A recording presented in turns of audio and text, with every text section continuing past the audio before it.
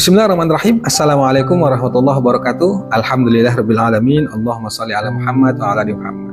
Apa kabar teman-teman semuanya? Bertemu lagi dengan saya di channel Mahkota Hati. Saya tetap berdoa kepada Allah SWT buat teman-teman semuanya dimanapun kalian berada. Saya doakan semoga hidupnya barokah, berlimpah kaya, hutang dilunaskan, rezekinya mengalir deras tanpa batas. Intinya yakin sama Allah. Yakin sama Allah, terus berdoa, terus berbaik sangka, terus jangan putus asa. Insya Allah apa yang menjadi hajat kita akan cepat dikabulkan oleh Allah Subhanahu wa taala. Jangan lupa bersyukur. Ini berkali-kali saya sampaikan dan saya nggak akan bosan untuk terus menyampaikan ini.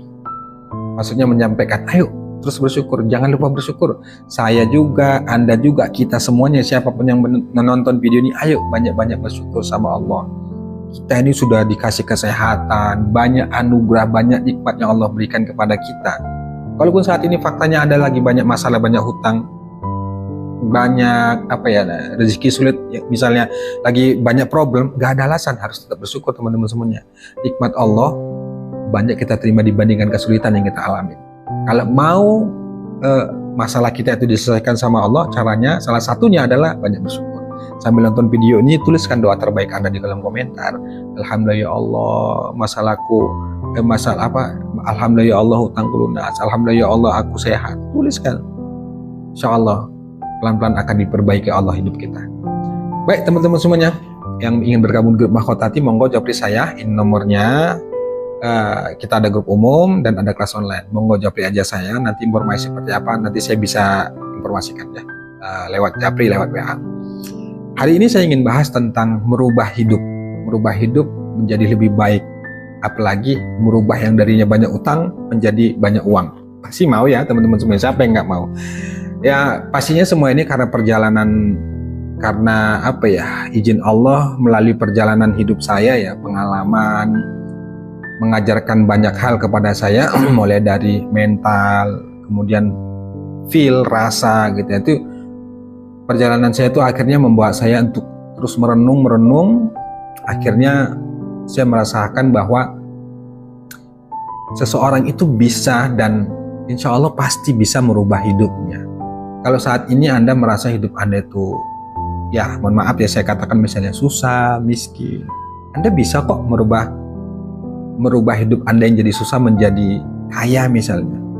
Anda bisa kok, berapapun hutang Anda saat ini, bisa kok Allah melunasin itu semua. Anda tuh bisa kok meraih apa yang Anda impikan. Cuma kadang-kadang kita nggak mau berusaha untuk menjemput atau menggunakan cara-caranya Allah. Mau kita itu yang instan saja. Mau kita itu hari ini kita berusaha untuk memperbaiki diri. Misalnya hari ini kita berdoa, mau kita tuh besok sudah terjadi, besok sudah dikabulkan. Padahal berkali-kali itu saya bilang bahwa hidup ini tuh bukan kita mengendalikan, Allah. Hidup ini itu yang punya solusi, yang punya keajaiban, yang mengabulkan itu hanya Allah, bukan kita. Jadi tugas kita tuh hanya sebatas doa dan ikhtiar saja. Nah sekarang bagaimana caranya agar hidup kita berubah? Yang tadinya kita susah menjadi bahagia, yang tadinya banyak utang menjadi banyak uang. Caranya pertama, tobat ke Allah. Teman-teman semuanya, tobat ke Allah. Benar-benar niatkan dalam diri tobat ke Allah. Termasuk kalau Anda ingin keluar dari hutang riba atau berbentuk masalah apapun, cara terbaik itu tobat teman-teman semuanya. Langkah awal itu tobat. Dan usahakan tuh selalulah sholat tobat tuh. Tiap malam lakukan sholat tobat. Selesai sholat tobat, perbanyak istighfar, banyak minta ampun sama Allah. Karena secara nggak kita sadarin, kesulitan hidup kita, termasuk hutang kita itu banyak karena dosa kita, karena kesalahan kita. Sehingga pada akhirnya Allah tuh kasih kita ujian seperti itu. Sebenarnya bukan Allah benci.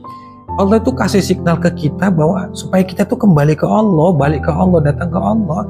Supaya kita itu hanya meminta kepada Allah. Allah itu mendidik kita, mengajarkan kepada kita. Dan Allah itu gak kejam teman-teman. Allah tuh gak zolim. Dan Allah gak mungkin lah zolim sama kita. Kita ini hambanya. Allah tuh sangat sayang sama kita. Kita dikasih mata, dikasih kesehatan, semuanya ya. Bisa makan dan segala macam.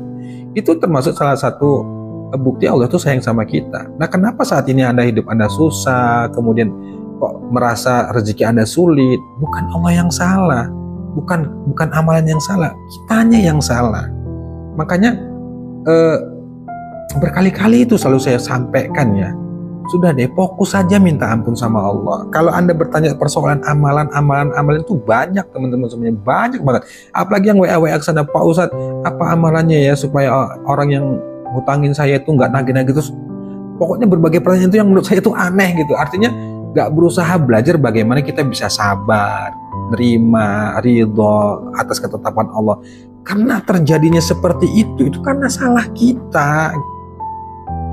Kita berusaha memakai ini ya, bahasa saya itu ya sedikit melawan ketetapan Allah itu. Ya boleh aja ikhtiar, boleh aja. Misalnya kalau misalnya Anda ditagih utang dimarah-marah, ya itu memang resiko. Ini banyak yang bertanya ke saya, Pak, gimana caranya, amalan apa yang harus saya lakukan supaya orang yang nagih itu nggak marah-marah, supaya orangnya, pokoknya berbagai pertanyaan itu ditanyakan yang menurut saya aneh ya. Wajar aja, saya nggak nyalakan, wajar gitu ya. Tapi pahami deh coba, itu terjadi seperti itu tanda dari Allah bahwa supaya Allah tuh ngajarin kita sabar, ngajarin kita tuh nerima, ngajarin kita tuh ikhlas, ridho gitu. Karena itu terjadi kan karena salah kita, Jadi yang diminta tuh dari Allah ya, ini menurut saya yang diminta Allah itu kita tuh sabar enggak, ridho enggak, tapi kita selalu berupaya untuk cari jalan keluar supaya gimana orang itu enggak nagih, supaya orang itu nagihnya lembut, dengan cara lembut. Itu mau kita. Berkali-kali saya sampaikan ya teman-teman semuanya, kita itu nggak bisa maksa harus sesuai dengan keinginan kita. Nggak bisa, kita hanya sebatas ikhtiar saja, doa saja. Yang teman-teman bertanya, ya, amalan apa supaya orang yang nagih nggak marah-marah, nggak kasar gitu. Ya saya bilang, banyakin sholawat, baca ya latif. Nah memang ranah kita tuh hanya sebatas doa dan ikhtiar saja. Kita tetap berdoa kepada Allah supaya dia yang nagih itu hatinya lembut, nggak kasar gitu ya. Ya monggo saja. Tapi kalau keinginan itu nggak sesuai dengan harapan kita, ya kita harus terima. Saya katakan tuh begini ya, salah satu cara yang paling tepat untuk kita bisa selesai hutang itu, ini dengerin teman-teman ya, pahaminya. Caranya itu adalah Anda harus siap menerima resiko. Harus siap terima resiko, karena itu salah kita. Tapi banyak alasannya, tapi begini Pak, kalau nggak dibayar hutangnya, rumahnya disita. Ya terus mau gimana gitu. Karena itu memang salah kita. Ya udah hancur, udah bangkrut. Ya memang itu kenyataannya. Ya itu resikonya. Terus mau seperti apa? Mau melawan seperti apa? Kalau Allah yang sudah berkehendak gitu. Nah, ketika posisi berada seperti itu, harusnya tanamkan sifat ridho, sifat sabar, sifat menerima gitu. Kalau Anda terus-terusan melawan dengan berbagai alasan, ya cari kuasa hukum lah, cari segala macam lah, oke lah, monggo itu sebagai jalan ikhtiar. Tapi itu ingat, tetap pada akhirnya itu yang mengendalikan itu Allah. Silakan kita mau cari cari solusi, misalnya ke teman, ke pengacara dan segala macam, boleh. Tapi tetap pada akhirnya itu Allah yang menentukan. Dan menurut saya cara seperti itu ya sah-sah saya, tapi menurut saya kurang tepat. Kenapa? Ya karena memang itu salah kita loh. Saya tuh selalu katakan gini ya, udah deh jangan sibuk cari solusi dulu, ntar aja solusinya. Yang penting ke Allah dulu. Ke Allah dulu. Kalaupun Anda mau pakai dengan solusi pengacara, dengan relasi Anda yang mungkin secara jabatan atau secara status sosial lebih tinggi bisa membantu Anda, monggo silakan, boleh, nggak ada masalah, dan nggak masalah. Tapi saya itu selalu tekankan, udah ke Allah dulu gitu.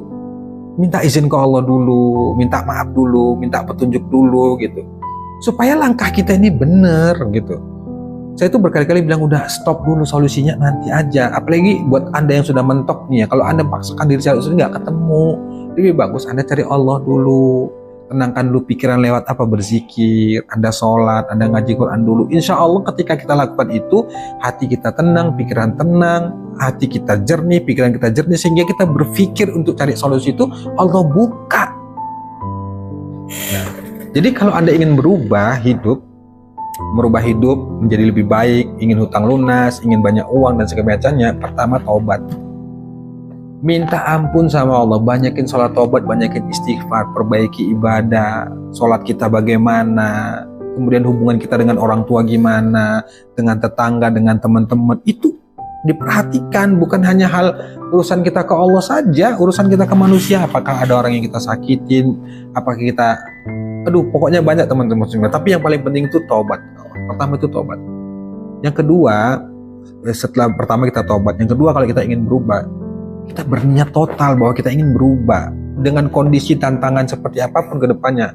Harus siap dan harus yakin, harus berani. Karena ketika kita mau memulai merubah diri, bahasanya itu hijrah, ini tantangan sangat banyak banget teman-teman. Nah, ketika seperti itu, ya kita harus siap mental, kuat mental bahwa hijrah itu nggak mudah, butuh perjuangan. Nah, disitulah dibutuhkan lingkungan yang ya mungkin harus merubah lingkungan, dibutuhkan teman yang soleh, yang selalu mensupport. Nah, Anda bisa bergabung di grup Mahkota Hati dan insya Allah di sana orangnya soleh-soleh, baik-baik. Kita sedang terus memotivasi, memperbaiki diri untuk lebih baik lagi kepada Allah. Insya Allah teman-teman, ini di grup Mahkota Hati, di kelas online Mahkota Hati benar-benar saya ajak ya, bukan saya sudah sok merasa hebat, tidak. Saya juga mengajak dan terus mengajak belajar dan mengajar juga gitu loh. Artinya saya ajak tuh teman-teman, ayo sholawat, ayo istighfar. Itu termasuk salah satu cara supaya kita bisa lebih memperkuat proses hijrah kita tuh supaya lebih kuat lagi. Karena hijrah ini kan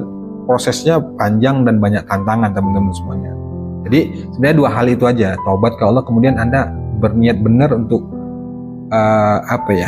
di jalan Allah, artinya memperbaikin dari segi ibadah, dari segi sikap dan lain sebagainya. Kemudian perbaiki lingkungan termasuk pergaulannya. Nah, kalau mau ingin bergabung di Mahkota, gabung, insya Allah kita di sana selalu kasih supportnya.